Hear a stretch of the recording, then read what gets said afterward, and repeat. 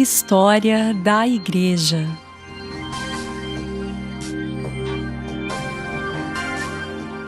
Aula 21.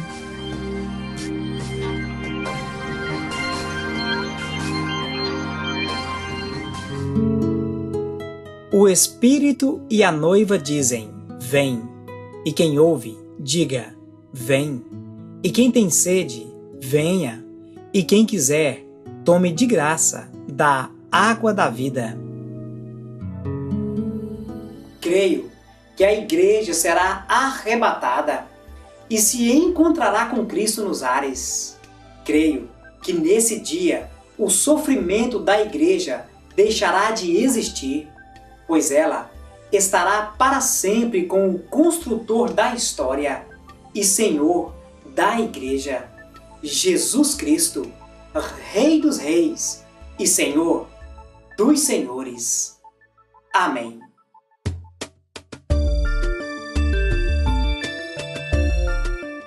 Fatos importantes.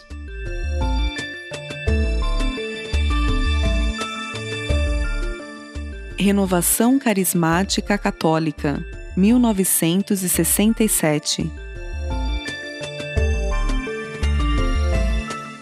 Os carismáticos católicos surgiram nos Estados Unidos.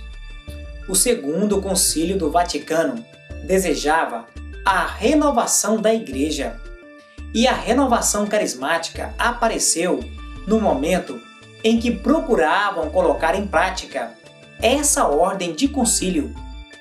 Esse evento foi encerrado pelo Papa Paulo VI na Praça de São Pedro, no dia 8 de dezembro de 1965, e em seguida começou-se a produzir no mundo inteiro um ressurgir dos carismas.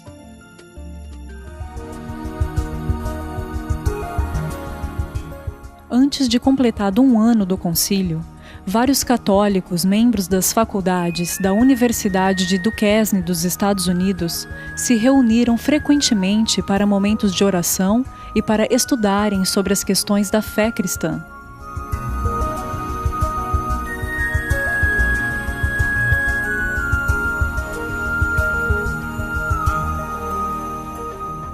Todos buscavam e pediam em oração que o Espírito Santo lhes desse a renovação e oravam uns pelos outros.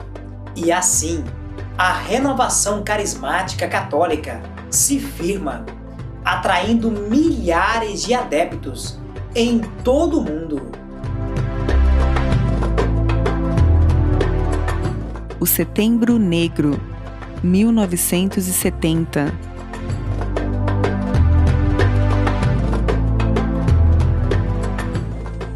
No mês de setembro de 1970, o rei Hussein da Jordânia, preocupado com a frente armada palestina em seu país, ordenou que o exército jordaniano aniquilasse o menor sinal de ameaça.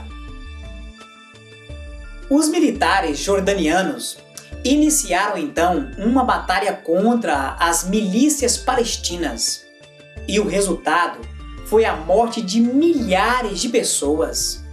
O rei Hussein ordenou que a influência palestina deveria desaparecer do país, e assim os militares jordanianos ferozmente investiu contra os palestinos, deixando um saldo de mais de 10.000 mortos.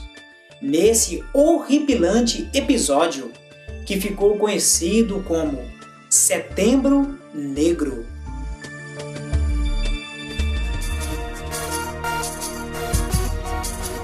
Guerra do Yom Kippur, 1973.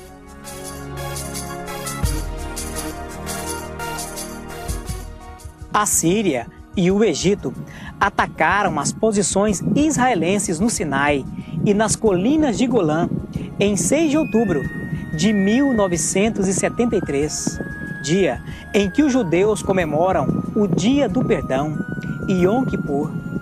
Esse é um feriado religioso muito importante para os judeus. E os vizinhos hostis a Israel aproveitaram-se desse feriado nacional para atacar, na tentativa de recuperar as áreas perdidas na Guerra dos 6 Dias. Foi também uma resposta aos bombardeios israelenses na Síria e no Líbano. Os sírios, ajudados por tropas jordanianas e iraquianas, avançaram em direção a Golã, enquanto as forças egípcias invadiam o território israelense a partir do Canal de Suez. Um contra-ataque, porém, forçou o recuo.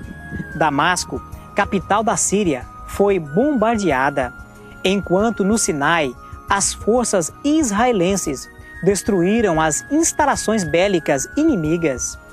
Pressões diplomáticas impediram que as forças egípcias cercadas no Canal de Suez fossem massacradas. A Igreja Universal do Reino de Deus, 1977.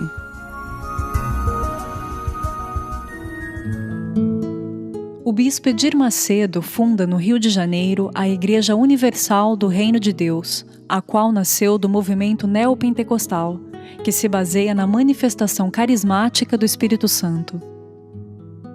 Esse movimento passou a promover grande concentração de pessoas, afirmando com veemência uma mudança radical das atitudes para se alcançar as vitórias espirituais, físicas e financeiras, se utilizando dos cultos públicos, TVs e rádio.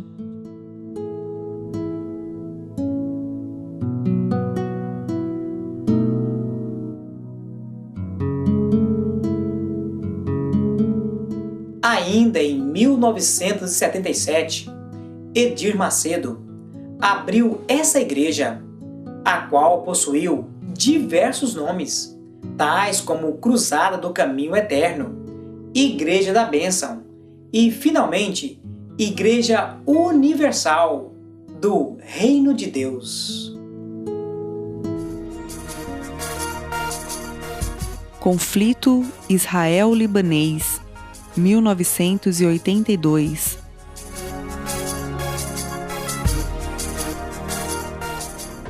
Israel atacou o sul do Líbano sob o pretexto de destruir bases de guerrilheiros palestinos ali estabelecidos.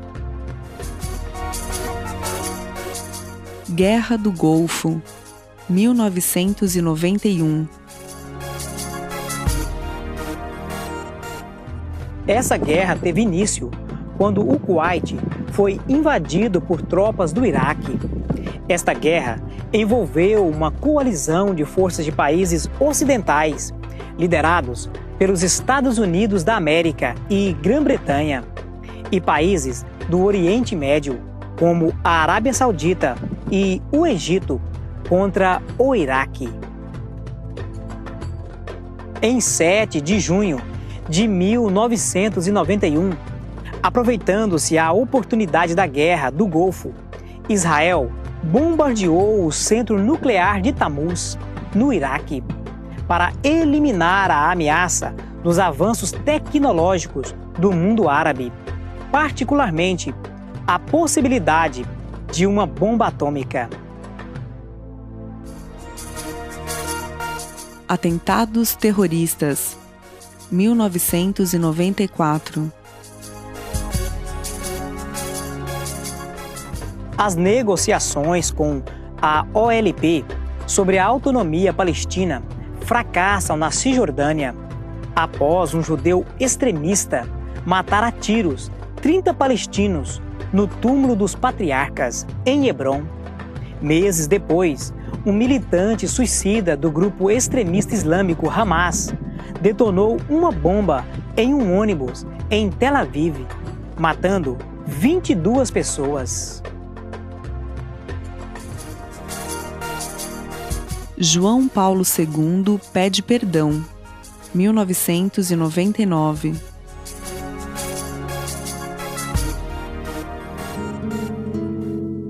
foi pela morte de John Hus, o qual foi considerado herege pela Inquisição Católica. Em seu discurso, João Paulo disse: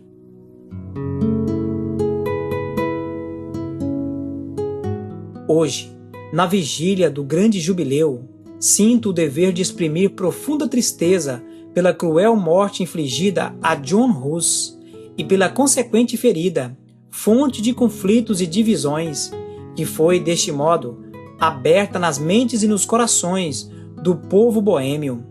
Já durante a minha primeira visita a Praga, expressei a esperança de que passos decisivos poderiam ser dados no caminho da reconciliação e da verdadeira unidade em Cristo. As feridas dos séculos passados devem ser curadas mediante um novo olhar prospectivo e a instauração de relações completamente renovadas.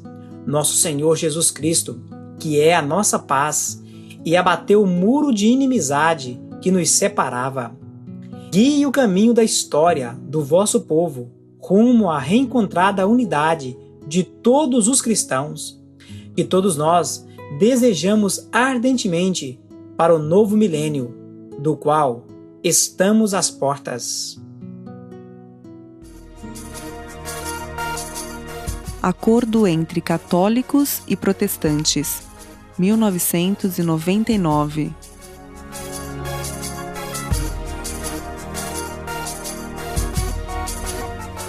Ao procurar resolver antigas intrigas, católicos finalmente adotam o conceito de salvação da alma, praticado pelos luteranos. Isso se deu no dia 31 de outubro, em Augsburg, Alemanha, onde católicos e luteranos colocam fim a essa divergência histórica.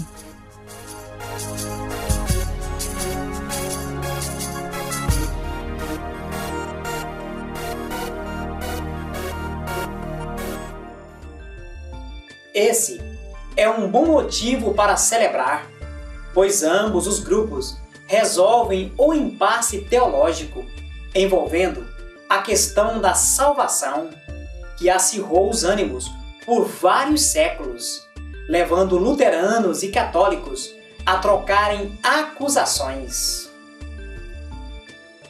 Enquanto os católicos alegavam que os luteranos não se importavam com o sofrimento alheio, estes, por sua vez, diziam que os católicos duvidavam da graça divina. Ainda em 1967, no pontificado de Paulo VI, foi criada a Comissão Mista Internacional Católico-Luterana, iniciando o diálogo que culminou no documento. Tal documento coloca em relevo o seguinte acordo: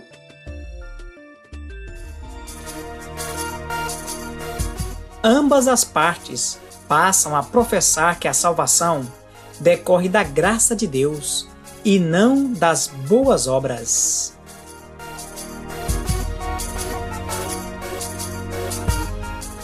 Sendo assim, o catolicismo romano admite oficialmente sua falha e que a salvação não é obtida pelas boas obras, mas sim pela imerecida graça divina.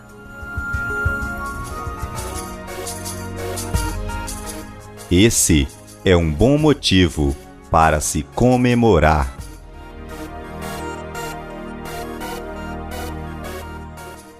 Ministério Internacional Plenitude, 2002.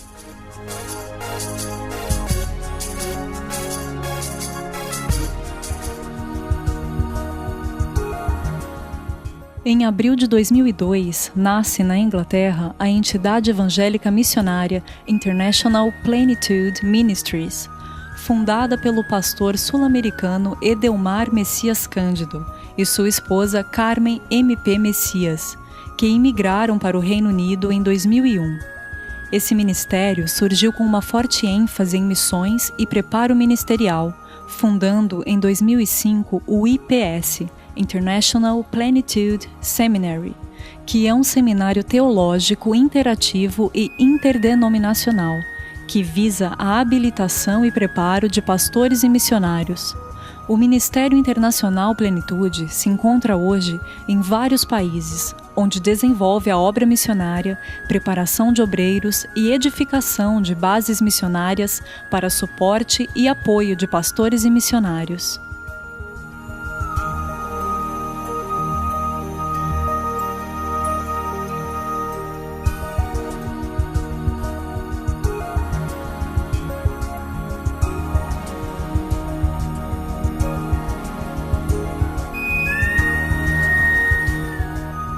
Lições extraídas do 7º período.